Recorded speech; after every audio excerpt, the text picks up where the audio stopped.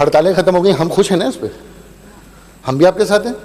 कुर्बानी आप ही की तो नहीं है, हमारी भी है। इस शहर में कितने साथी बेगुनाह अदालतों में असीर रहे, 2,000 साथी 6-6 साल बाद, कितने लापता रहे, कितने शहीद हुए, आखिरकार वो अभी भी है ना। तो कुर्बानी है ना, इनके साथ है ना गवर्नमेंट के, इस कुर्बानी के साथ भी खड़ी है ना आपके। अल्लाह वो वक्त ना लाए कि भैया हड़तालें हों, बोरी बंद लाशें हों, टारगेट किलिंग हो, रोज 100 आदमी मारे जाते हों।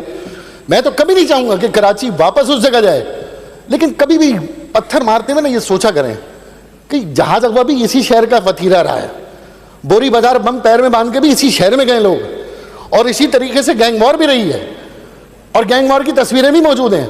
लॉ एंड ऑर्डर सिचुएशन खराब है ना।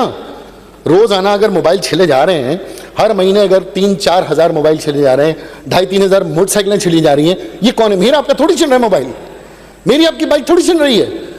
ये प्रेस में बैठे हैं, कितने सहाफ़ी ऐसे हैं जिनके मोबाइल छिन गए, ये बेचारे पीछे बैठे हैं, उनके मोबाइल छिन गए, कितनी मुश्किलों से लिया हुआ उन्होंने, उनकी बाइकें छिन गई। और फिर अभी इसी तरीके से बहुत सारे आम लोगों के, तो ये हमारी जिम्मेदारी है। हम अगर कहें कि टारगेट किलिंग नहीं हो रही, तो हमारे लिए मोबाइल छीनना टारगेट किलिंग से ज्यादा खतरनाक हो गया। अच्छा कहते रहे, लोकल पुलिसिंग वाली बात करते रहे कि देखें आप पुलिस में लोकल पुलिसिंग को इन्वॉल्व करें।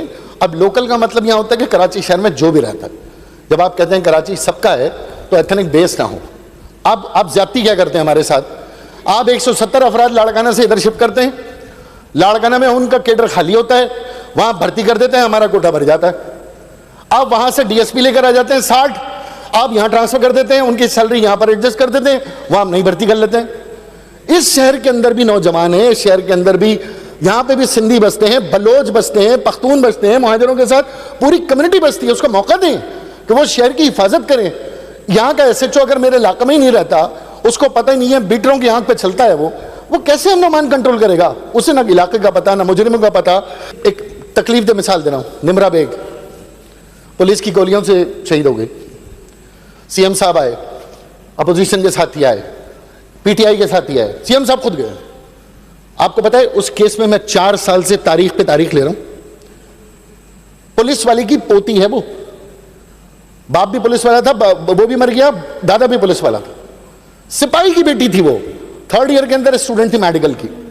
आपने मीडिया पे वादा किया, आपने उस पुलिस वाले की पोती तक को इंसाफ नहीं दिया।